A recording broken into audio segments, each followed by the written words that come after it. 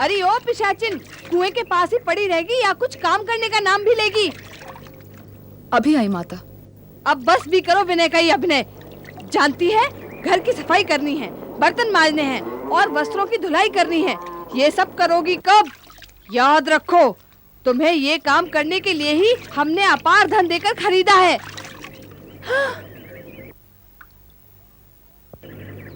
अरे बछड़े ने सारा दूध पी लिया और किसी ने देखा तक नहीं। अरे ओ नास मिटे, यही चुपचाप बैठे देख रहे हो? क्या अंधे हो गए हो? माता, इसे ना पीटिए, ना पीटिए माता। ना पीटू तो क्या करूं? गोद में लेकर लोरी गाऊं? इसका माथा चूमूं या अपने सिर पर बिठाकर नाचूं? मरता भी नहीं है भागा।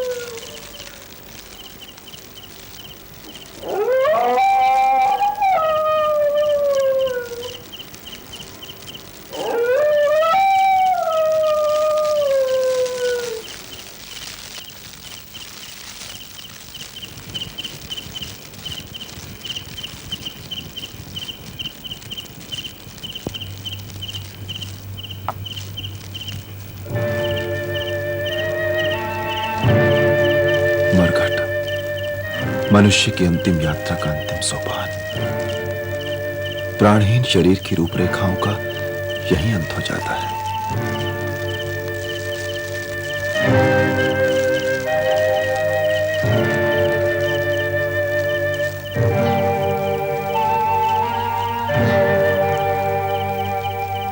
इस मरघट में न जाने कितने राजाओं की अंतिम क्रियाएं हुई होंगी, जिन्होंने रत्न जड़ित सिंहासन पर बैठकर अपने क्षणभंगुर जीवन को अमर समझा, अपने वैभवों को शाश्वत माना। न जाने कितनी नई नई ब्याही वधुओं की मधुर कल्पनाएं, उनके सुंदर भविष्य के सुनहरे सपने इस मरघट की मिट्टी में मिल गए होंगे।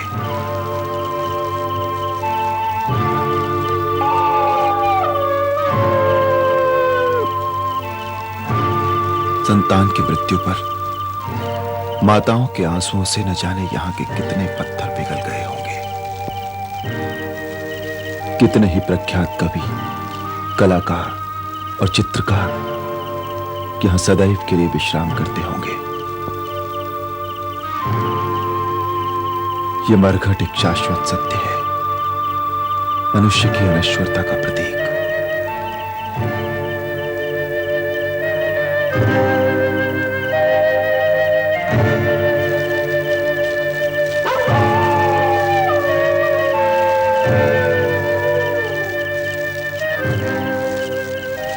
न जाने मेरा भी कैसा भाग्य है जो मृत्यु के पूर्व ही मुझे यहां खींच लाया है।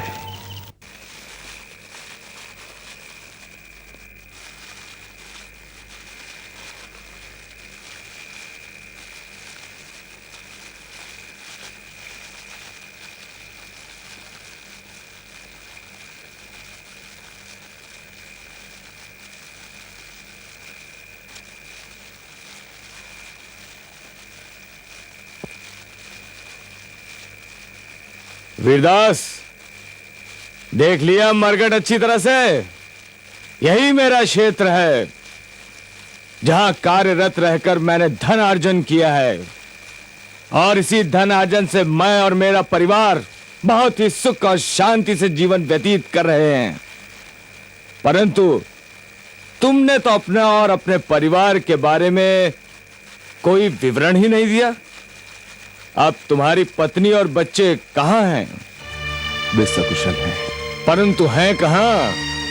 दुर्भाग्य ने हमें एक दूसरे से अलग कर दिया। अब हम नदी के वो दो तट हैं जो एक दूसरे से कभी नहीं मिल पाते। मेरी विवशता ने मुझे मेरी पत्नी और पुत्र को बेचने पर बाध्य कर दिया, अब वो एक धनी के यहाँ दासी बनकर काम कर रही है। जीवन के ये उतार चढ़ाव, ये ज्वार भाटे बहुत ही विचित्र होते हैं वीरदास, परंतु मुझे अब विश्वास हो गया है कि तुम ये कारभार बड़ी सतर्कता से संभालोगे, क्योंकि तुम्हारे पीछे स्त्री और संतान की कोई झंझट नहीं है। हाँ। सुनो, तुम तो जानते ही हो कि मनुष्य के कर्म कुछ भी हो, कैसे भी हो, किंतु मृत्यु उसके लिए अटल सत्य है। ऐसे मृत्यु दंडित लोगों के शव यहां जलाने के लिए लाए जाते हैं। कर के रूप में तुम्हें वसूल करना पड़ेगा एक स्वर्ण मुद्रा, एक नया कपड़ा और चावल। इनको वसूल किए बिना यहां का क्रियाक्रम होगा ही नहीं। जो आ गया। अपना कर्तव्य दृढ़ संकल्प के साथ निभाओ। इसमें किसी भी प्रकार की शिथिलता मुझसे सहन नहीं होगी। हाँ, जो आ गया।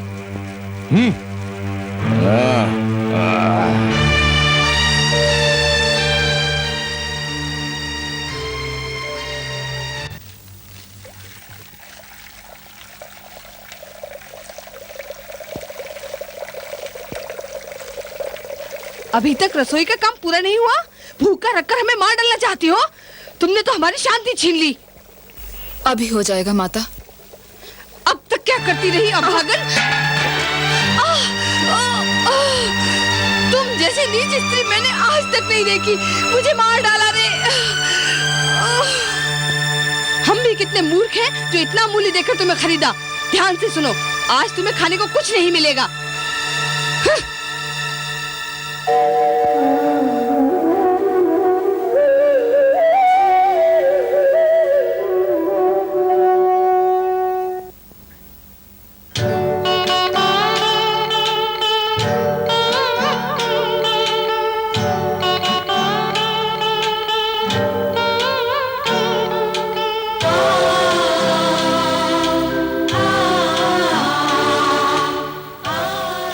माँ, पीड़ा कम हो गई माँ?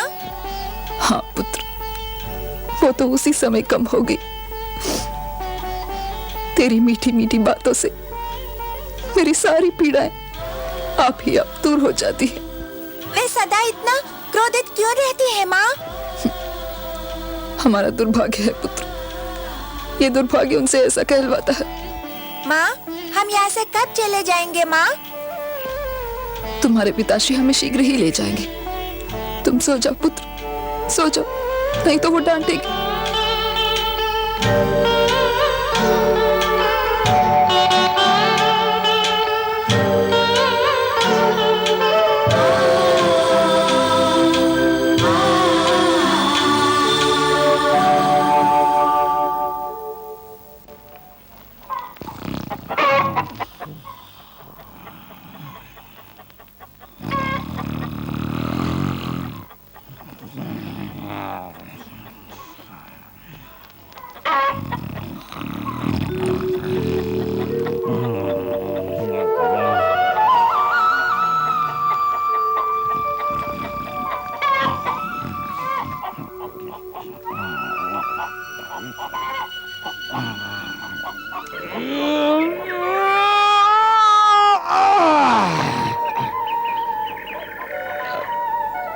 वीरदास, अभी सोए और अभी सुबह भी हो गई।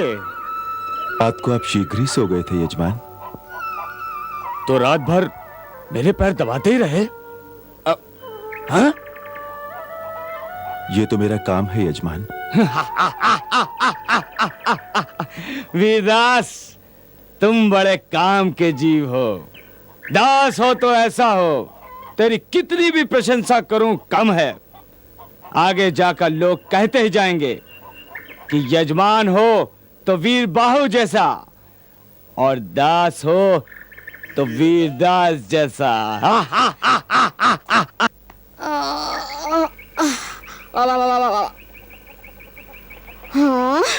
भाग फूटे तेरा। उठ उठ रे, नास पीटे, उठ उठ रे उठ।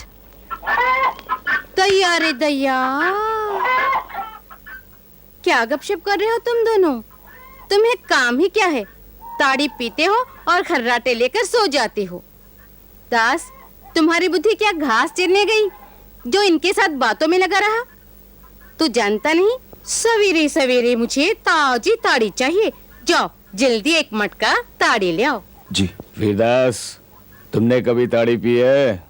नहीं यजमान। नए मटके में नई नई ताड़ी हो और साथ में नई नई चोरी। हा हा हा, वाह आनंदी आनंद। हा हा हा।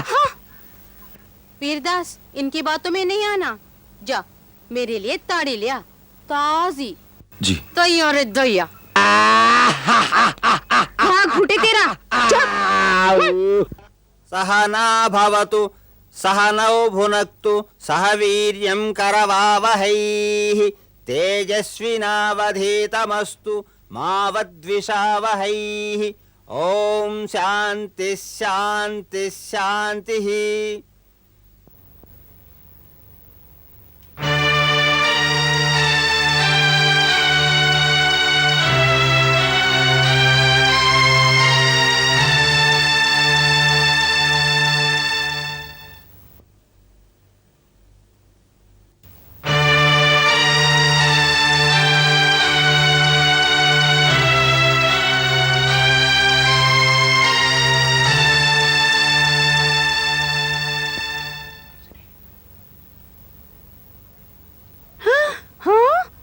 इतना साहस, हमारे साथ उठने बैठने का ये धैर्य। भूख लगी है माँ जी। भूख लगी है तो घास खाओ, भूसा खाओ। कलकंठी, चुप रहो, अपना मुंह बंद रखो। चलो चलो यहाँ से।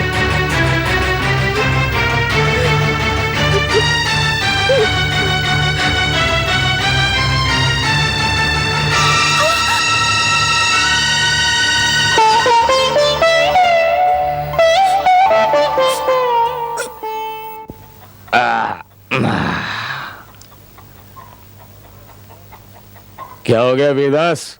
मुंह लटकाए क्यों खड़े हो? हाँ? नया मटका कंधे से गिर गया और फूट गया यजमान। दैया रे दैया, भाग फूटे तेरा। मटका गिरा कैसे?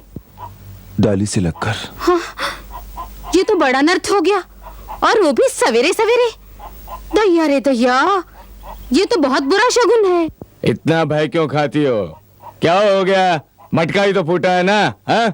दैया रे दैया, नया मटका फूटा तो इसका अर्थ ये हुआ कि पत्नी विपत्ति में है। ताड़ी नीचे गिरी तो इसका अर्थ ये हुआ कि पुत्र के प्राण संकट में हैं। दैया रे दैया, क्या कर दिया तूने? मुझे क्षमा कर दीजिए। क्षमा कर देने से ये विपत्ति कैसे टलेगी? मुझे और मेरे पुत्र को कुछ हो गया तो? मटका फोड़ा है इसने और विपत्ति तुम पर कैसे आएगी? हाँ? तो इसी की पत्नी और इसी के पुत्र पर विपत्ति की बिजली गिरे, बस हमें कुछ न हो, इसी का भाग फूटे। क्यों बोलती है ऐसा? हाँ? शिव शिव, ऐसा मंगल न हो। हे देवताओं, मेरी पत्नी और पुत्र की रक्षा करना।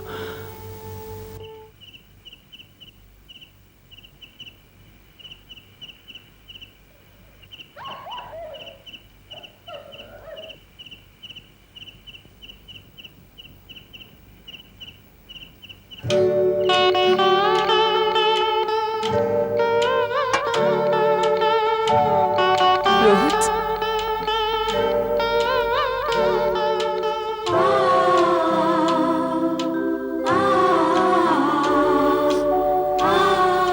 कितनी निर्दयता से पीटा है माता ने, परंतु करें क्या? अपने भाग्य को दोषी ठहराने के सिवा और क्या कर सकते हैं? भूख लगी है माँ।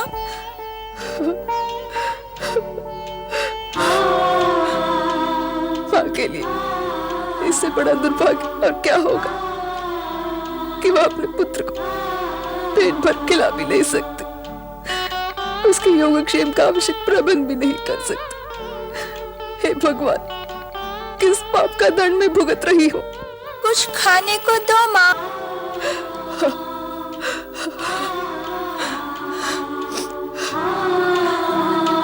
रोहित। वाह, तेरी ममता का क्या वर्णन करूं।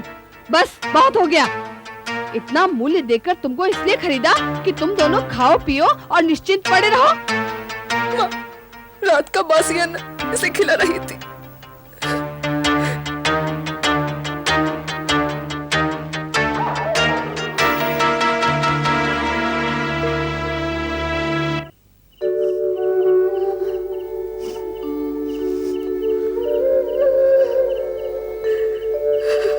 रो नहीं माँ। रोहित, मेरा लाडला, मेरा पुत्र।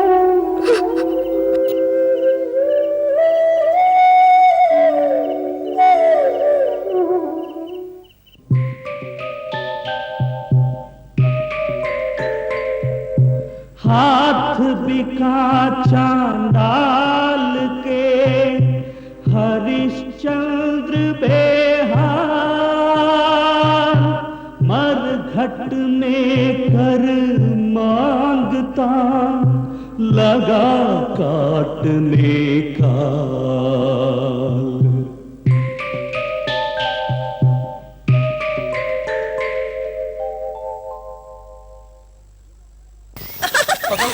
मैं यहाँ मुझे हूँ। पकड़। अरे पकड़ना। मैं यहाँ हूँ, उधर नहीं, इधर। पकड़ मुझे। बंद करो ये खेल। पकड़। निकम्मे कहीं के, भरपेट खाते हो और काम कुछ नहीं करते। खेलना बंद करो। जंगल जाकर कृष्ण समधी ले आओ। चलते हो कि नहीं? अभी चलते हैं माता। तू भी जा। ये तो बालक है, इससे ये काम नहीं होगा माता। चुप रहो, ये तेरे साथ अवश्य जाएगा। माँ जी, उस पर दया कीजिए माँ जी। वो बालक है, वो ये काम नहीं कर पाएगा। आहा, राजकुमार जो ठहरा, उसे जाना ही होगा। उसे ना जाने दीजिए माँ जी, उसका काम भी मैं ही कर दूंगी। काम नहीं कराऊंगी तो हमारा धन हमें कैसे प्राप्त होगा? माँ, मेरी चिंता मत करो, मुझे भी जाने दो ना। कैसे जाने दो पुत्र, कैसे जाने दो। बंद करो ये नाटक और ले जाओ उसे भी।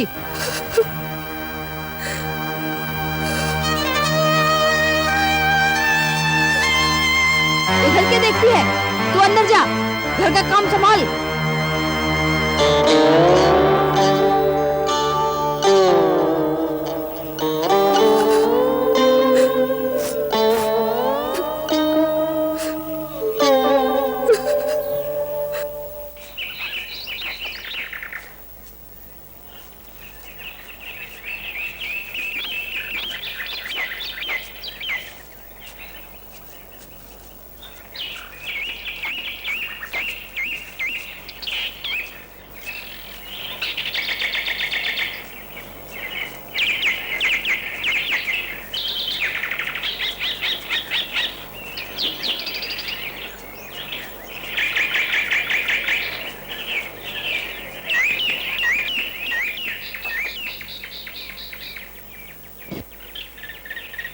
रोहित, तुम यहीं बैठो। क्यों? तुम तो बालक हो, तुमसे ये काम नहीं होगा। माता से हम कह देंगे तुमने भी काम किया है। असत्य बोलना पाप है। मैं माता को वंचित नहीं करूँगा। मैं भी काम करूँगा। चलो।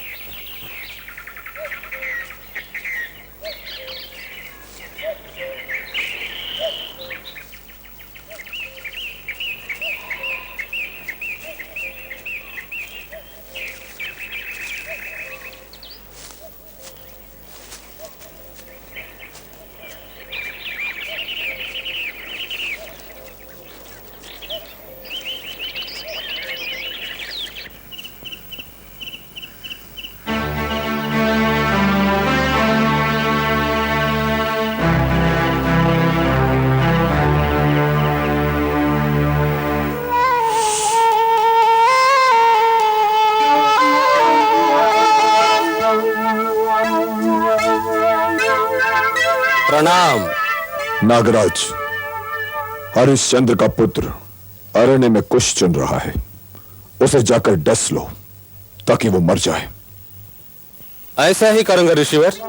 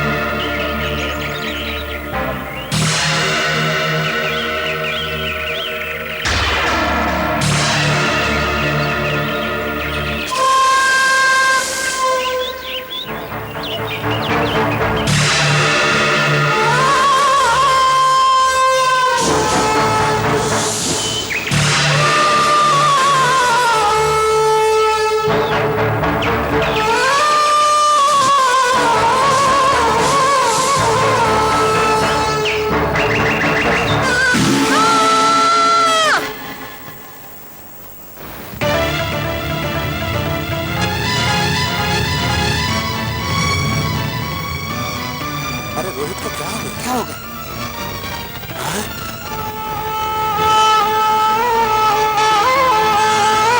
रोहित को सर्प ने डस लिया।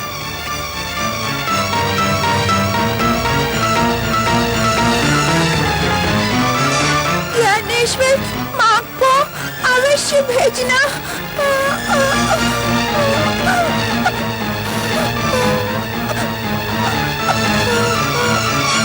चलो इसकी माँ से कहेंगे। चलो चलो चलो। माँ, माँ, माँ, माँ, माँ, माँ, माँ, माँ, माँ।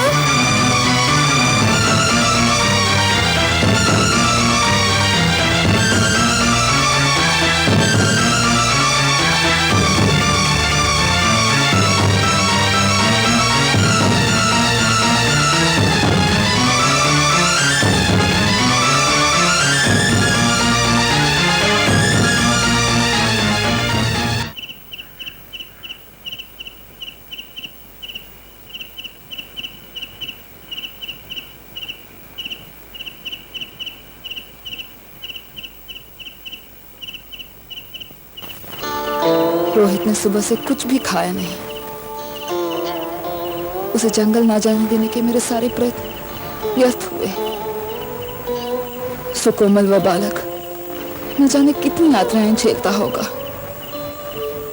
संध्या हो गई परंतु अब तक लौटा भी नहीं।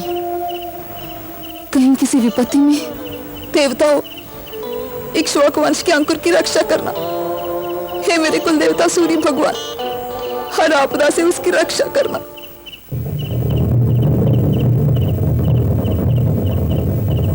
ज्ञानेश्वर, मेरा रोहित कहाँ है? कैसे बताऊं, क्या बताऊं? बताओ, मेरा रोहित कहाँ है? एक सर्प ने उसे डसा है माता।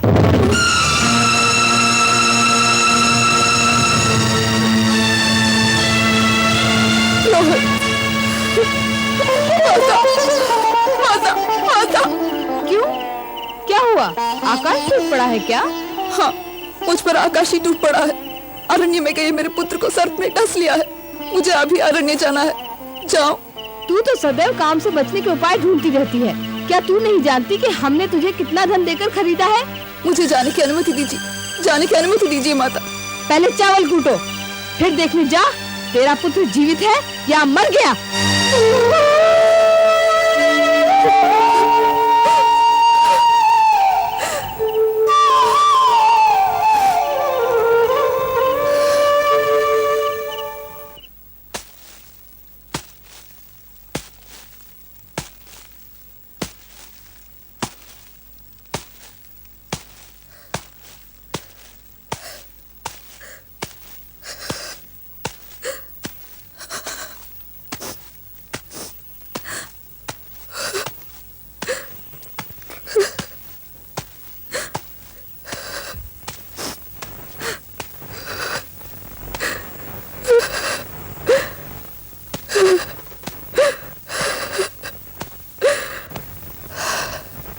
माता, माता, काम हो गया है, मैं जा सकती हूँ। पाँव दुख रहे हैं, दबा देना। जब सो जाऊंगी तो चली जाना।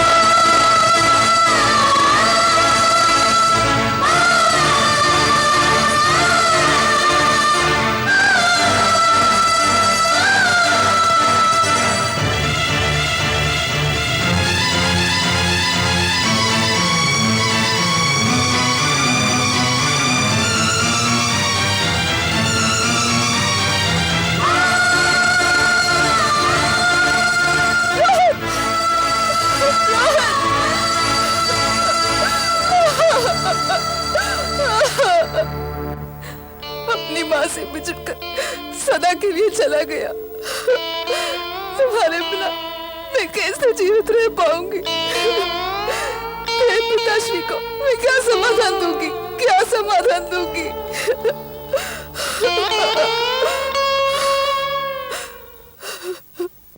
हमने ऐसा क्या पाप किया कि हमारी आंखों की ज्योति को हमसे छीन लिया, हमारे जीवन में विष घोल दिया। मरण के समय याद नहीं तुमने कितना छटपटाया। हम भी कितने अभागे हैं कि इस अंतिम घड़ी में तेरे निकट नहीं रहे। इससे बड़ा दर्द हमारे लिए और क्या हो सकता है?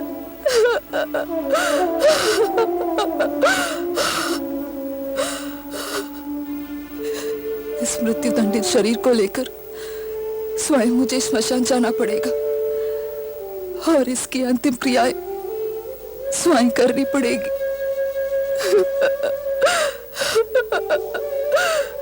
मां के लिए इससे बड़ा दुर्भाग्य और क्या होगा? क्या होगा?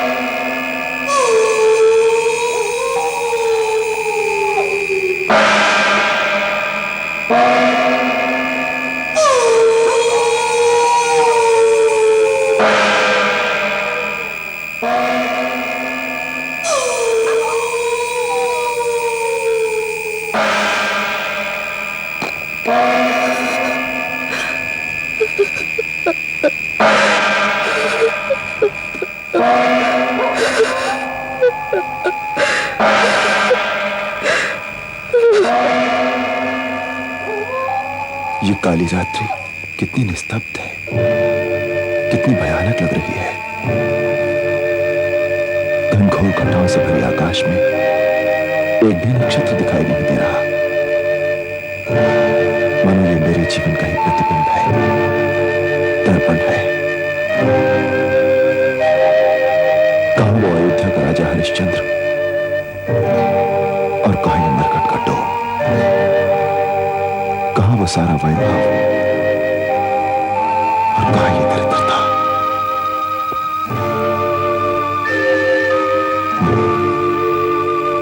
मैं भी किस सोच में पड़ गया? हे भगवान, मुझे मेरे लक्ष्य में स्थिर रखना, जिससे मैं अपने धर्म पथ से कभी भी विचलित ना हूं।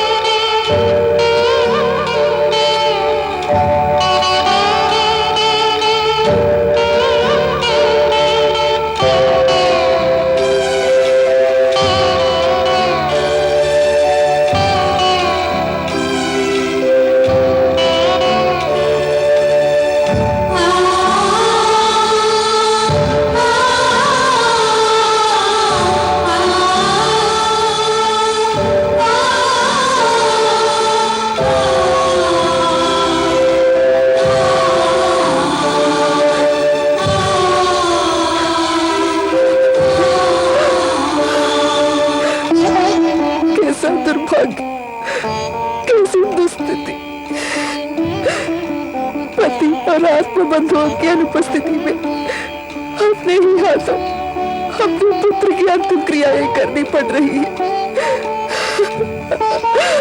पति से दूर हो गई और पुत्र मृत्यु की गोद में सो गया है।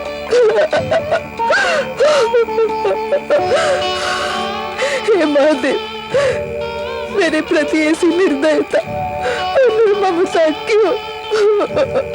किस पाप का दंड भुगत रही हूँ मैं? मुझे इस दुख सागर में डुबोकर तुम्हें क्या मिला?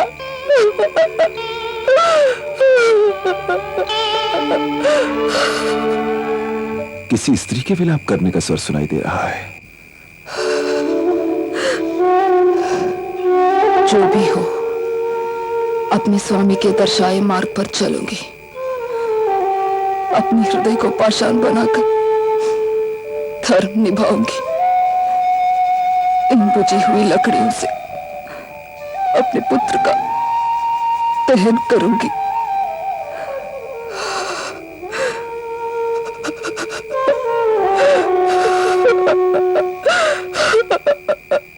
अरे कौन है वहां जो बिना कर दिए हुए शव की अंतिम क्रिया करने का प्रयत्न कर रहा है? इस मरघट के एकाधिपति श्री वीरबाहु के दास वीरदास के होते हुए यहां शव को जलाने का प्रयत्न कौन कर रहा है? कौन हो तुम? एक स्त्री होकर इतना साहस? आधी रात के इस घने अंधकार में छुपे छुपे दहन क्रिया करना चाहती हो? इस वीरदास के होते हुए यह संभव नहीं। कैसे मरा तुम्हारा यह पुत्र? मैं एक धनी के यहाँ दासी के रूप में बेच दी गई। इस दासी पुत्र को उसकी गृहिणी ने कुश लाने को इसे अरण्य भेजा, तो वहां इसे सर्प ने डस लिया। ध्वनि सुनी सी लगती है। ये कथा भी हमारी कथा से ही निकट लगती है। नहीं, मैं भी कैसा मूर्ख हूं कि अपनी ही पत्नी और पुत्र का अशुभ सोचने लगा। सुनो नारी, तुम्हारी कथा बहुत ही करुणाजनक लगती है, परंतु कर चुकाए बिना तुम शव की अंतिम क्रियाएं नहीं कर सकते। कर? एक स्वर्ण मुद्रा, एक नया कपड़ा और चावल। मेरे पास देने के लिए कुछ है ही नहीं, तो कर कहां से दूंगी? तो एक काम करो, अपने यजमान से धन मांग कर ले आओ। मेरे यजमान दयालु हैं, परंतु उनकी पत्नी बड़ी ही कठोर स्वभाव की है। उनमें दया, करुणा, सहानुभूति तो नाम मात्र भी नहीं है। यह सच हो सकता है, परंतु मैं भी तो अपने कर्तव्य से बंधा हुआ हूं, इसलिए कुछ नहीं कर सकता। तेरे पास कुछ तो होगा? सच मानिए, मेरे पास कुछ है ही नहीं।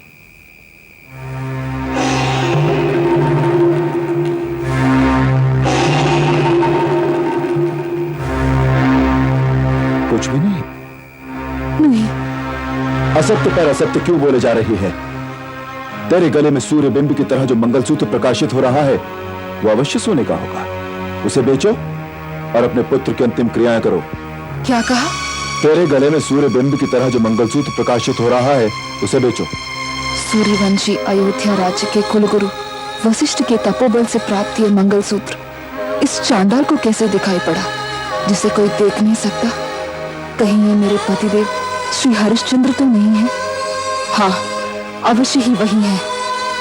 प्राणनाथ, आपने मुझे पहचाना नहीं? मैं आपकी धर्मपत्नी तारामती हूँ। स्वामी,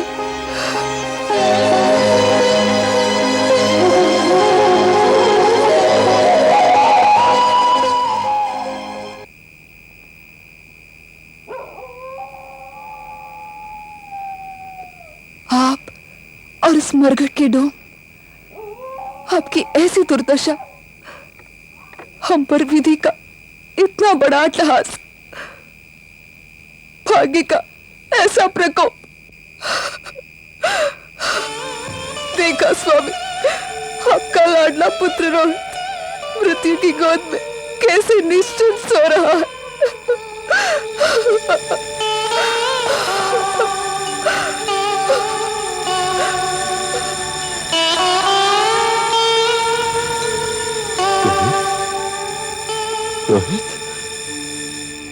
मेरे प्रिय रोहित, रोहित, ये क्या हो गया? ये क्या हो गया? तुम्हें मृत देखने के लिए ही क्या हम जीवित थे? अब इस निरर्थक जीवन से क्या लाभ? अरे, इससे अच्छा तो यही होता कि हम भी तेरे साथ साथ मर जाते। अब शांत होइए स्वामी, शांत हो जाइए। दुख के भार से झुककर अपने कर्तव्य परायण जीवन को कलुषित न कीजिए। अब हमें अपने पुत्र की अंतिम क्रियाएं समाप्त करके अपना कर्तव्य निभाना है। हाँ देवी, क्षण भर के लिए मैं पथभ्रष्ट हो गया था, अपने कर्तव्य से विमुख हो रहा था कि तुमने मुझे सचेत कर दिया।